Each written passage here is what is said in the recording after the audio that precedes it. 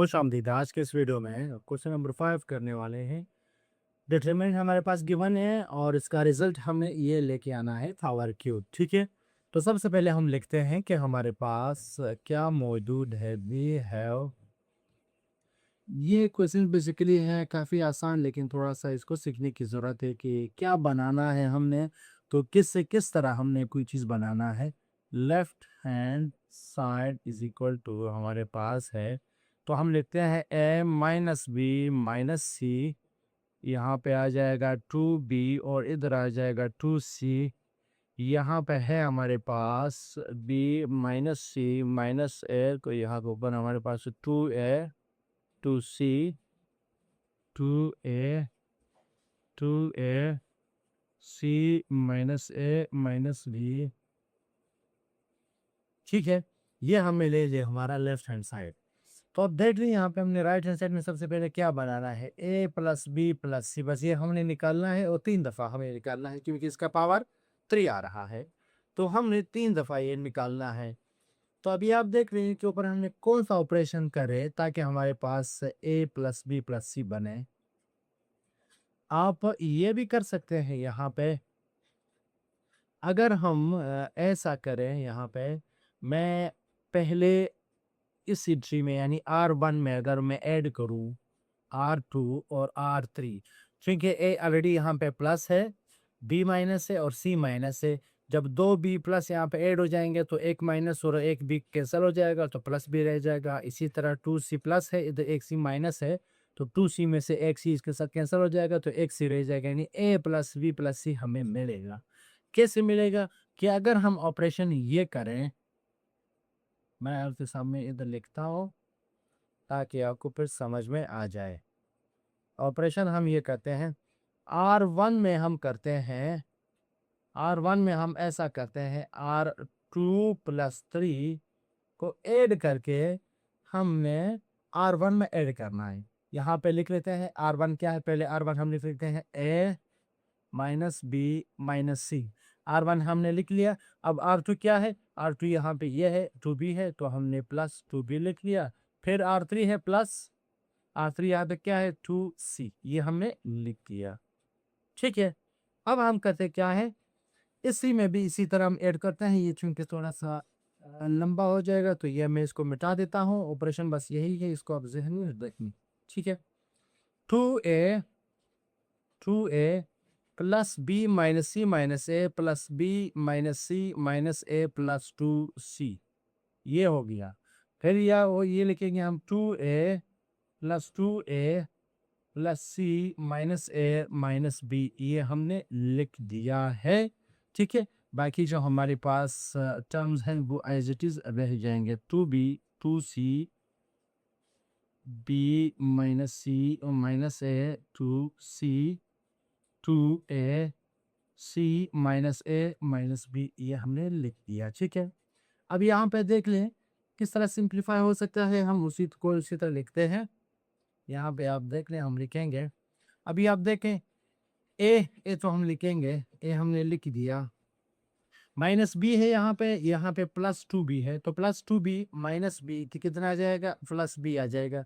इसी तरह 2c plus है और एक सी माइनस है, तो c आ जाएगा, a प्लस बी प्लस सी आ जाएगा। यहाँ पे आप देख सकते हैं a यहाँ पे 2 है और यहाँ पे एक a माइनस है, तो यहाँ पे अगेन आ जाएगा a। ठीक है, b क्या है, इधर प्लस है, तो और भी कोई है ही नहीं, तो plus B as it is आ जाएगा। और c ये 2 है जो कि प्लस है, एक माइनस है, तो प्लस c आ जाएगा। ठीक है, इसी तरह यहाँ पे देखते हैं 2a। ठीक है, 2a यहाँ पे 2a प्लस 2a और ये आ जाएगा माइनस माइनस हमारे पास आ जाएगा क्या, या प्लस आ जाएगा c minus A minus B. ठीक है, तो यहाँ पे हमारे पास ये कंडीशन में हमें किस तरह लिखा है 2a और ये a नहीं होगा, ये b होगा, ये b है, तो इस वजह से हमारा जो सिस्टम का वोकल तार आता है 2b है, ये भी b है। ठीक है, 2b और यहाँ पे ये 2a प्लस 2b, ये b है। ठीक, और इधर भी है हमारे पास की b है। सही, अब हो गया सही। 2a, उधर एक a माइनस है तो ये हमारे पास रह जाएगा a। फिर क्या है, b जो है ये 2 है और इधर एक माइनस है तो आ जाएगा प्लस b, और c जो है सिंगल है और वो प्लस में है तो ये आ गया यहाँ पे। मजीद जो हमारे पास टर्म्स हैं उनको हम उसी तरह लिखेंगे, 2b 2c b minus c minus a 2c, और यहाँ पे हमारे पास है 2b c minus a minus b, ये हमने लिख दिया। अभी आप देख सकते हैं रो 1 में a plus B plus C common है तो हम इसको कॉमन ले लेते हैं, क्योंकि डिटरमिनेंट के केस में हम किसी एक रो से या कॉलम से कोई अगर कॉमन एंट्री है तो हम ले सकते हैं, वो हमारे डिटरमिनेंट पे कोई असर नहीं करेगा। तो यहाँ पे हम ले लेते हैं by taking a plus B plus C as a common from R1। Row 1 में से हमें कॉमन लेंगे तो हम यहाँ पे कॉमन लेते हैं a प्लस बी प्लस सी, हमने ले लिया कॉमन तो क्या रह जाएगा हमारे पास, ऊपर तो 1 1 आ जाएगा क्योंकि ये कॉमन निकल गया, ठीक है, सारे 1 1 आ जाएंगे। 2b 2c 2b 2c, ऊपर 1 आ जाएगा 1, b माइनस सी माइनस ए b माइनस सी माइनस ए, नीचे आ जाएगा 2c, यहाँ पे ऊपर 1 आ जाएगा 2b, ठीक है, और नीचे आ जाएगा c minus A minus B, यहाँ पे डिटरमिनेंट हम क्लोज करते हैं। अब हम करते क्या है, हम ऐसा करते हैं कि ऊपर तीनों जो 1 1 है उनमें से हमने 2 1 को 0 करना है, किसी एक 1 को हमने 1 रहने देना है, ताकि उसी 1 के तहत अगर हम इस डिटरमिनेंट को एक्सपेंड करेंगे तो बाकी जो हमें रिक्वायर है वो भी हमें मिल जाएंगे। तो किस तरह हमें करेंगे, तो करेंगे हम कुछ इस तरह, यहाँ नीचे मैं मिटा देता हूँ, यहाँ तक तो काम हमने कर दिया है। हम ऐसा करते हैं a प्लस बी प्लस सी, मैं ऐसा करता हूँ कि कॉलम 1 में से कॉलम 2 को माइनस करता हूँ, फिर कॉलम 2 में से मैं कॉलम 3 को माइनस करता हूँ, ठीक है। मैं यहाँ पे लिख लेता हूँ यहाँ पे ताकि आपको समझ में आ जाए, column 1 minus column 2, column 2 minus column 3, ताकि हमें सिर्फ ये 1 रह जाए, बाकी ये 1 और ये 1 हमें 0 मिल जाए। तो कॉलम 1 कॉलम 2 करते हैं, कॉलम 1 1 कॉलम 2 माइनस 1, ठीक है। इसी तरह कॉलम 1 क्या है 2b, और ये minus minus B plus C plus A, क्योंकि साइन चेंज कर देगा ये जो माइनस है, ठीक है। और 2c minus 2c 2c minus 2c यहाँ पे आ गया।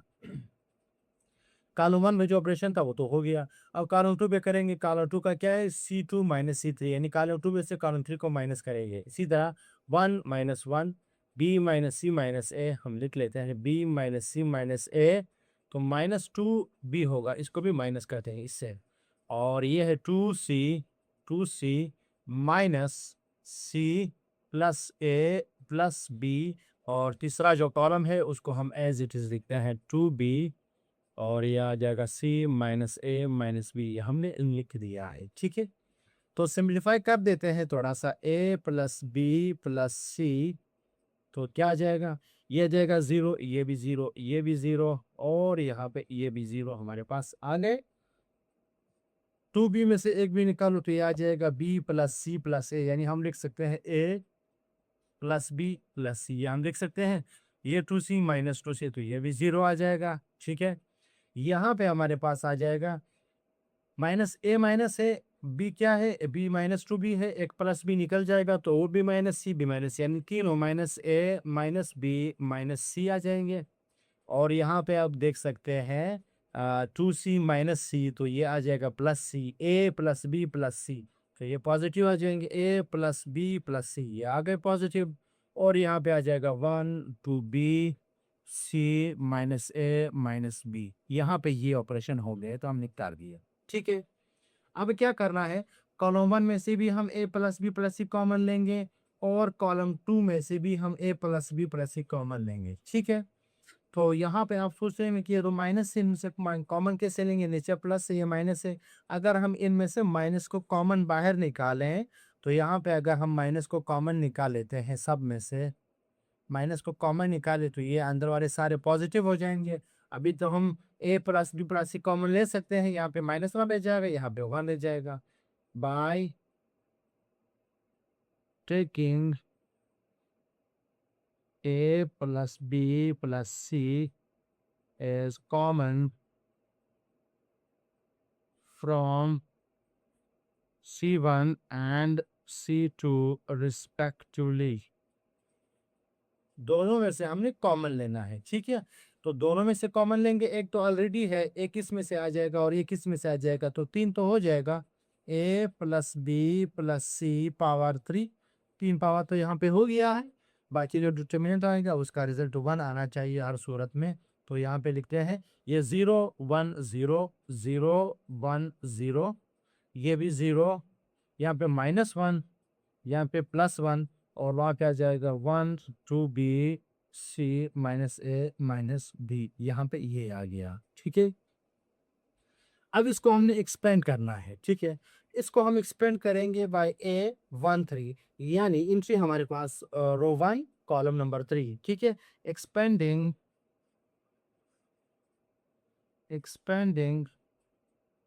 बाय एंट्री A13, ठीक है, रो नंबर 1 कॉलम नंबर 3, इसके तहत हम इसको एक्सपेंड करेंगे। तो लिख लेते हैं यहाँ पे a plus B plus C power 3, ठीक है। तो क्या आ जाएगा, तो इसका माइनर क्या हो जाएगा, इसको अगर हम इसकी तरफ एक्सपेंड करेंगे तो माइनर इसका ये आ जाएगा। इस रो को भी इग्नोर करेंगे, इस कॉलम को भी इग्नोर करेंगे, तो 1 -1 0 1 आ जाएगा। 1 -1 0, यहाँ पे 1 आ जाएगा। a plus B plus C power 3, तो इसको एक्सपेंड कर लेते हैं, 1 1 जा 1, ठीक है, माइनस माइनस प्लस 1 0 0, तो ये क्या आ जाएगा, a plus B plus C power 3 इंटू 1, तो 1 जब मल्टीप्लाई हो जाए तो वापस a plus B plus C power 3 ही आ जाएगा, जो कि हमारे पास राइट हैंड साइड के बराबर है। तो हम लिख सकते हैं कि जो गिवन हमारे पास मैट्रिक्स है वो बराबर है a plus B plus C power 3। तो ये हो गया हमारा क्वेश्चन कंप्लीट। इंतहाई आसान क्वेश्चन है, कोई मुश्किल नहीं है, और थोड़ा सा आप इन ऑपरेशंस को समझना है। राइट हैंड साइड को आपने देखना है कि राइट हैंड साइड में आखिर आपने लेके क्या आना है, ठीक है। यहाँ अगर आप समझ गए तो फिर यहाँ पे आप ये काम कर सकते हैं कि इसके ऊपर मैंने सबसे पहले काम क्या करना है ताकि मुझे ये चीज़ मिले, ठीक है। आपने अपने इस छुपे हुए डिटर्मिनेंट के अंदर आपने इस चीज़ को तलाश करना है कि ये चीज़ मिलता कैसे है। इस पर कोई फ़र्क नहीं पड़ता, अगर ये चीज़ आपको मिलता है, बेशक मैंने तो रो के ज़रिए किया है, आप कॉलम्स के ज़रिए भी कर सकते हो, उसमें कोई इशू नहीं है। आप कॉलम्स मिला के भी आप इसके ऊपर ऑपरेशन कर सकते हो, ठीक है। तो ये मैंने बाय रो ऑपरेशन किया है, आप कॉलम के ज़रिए कर सकते हो, कि बस ये चीज़ आपको चाहिए और ये चीज़ अगर आपको मिल सकता हो तो आप बाय इख्तियार आप किसी भी तरीके से कर सकते हैं। तो इजाज़त चाहते हैं, अल्लाह हाफ़िज़।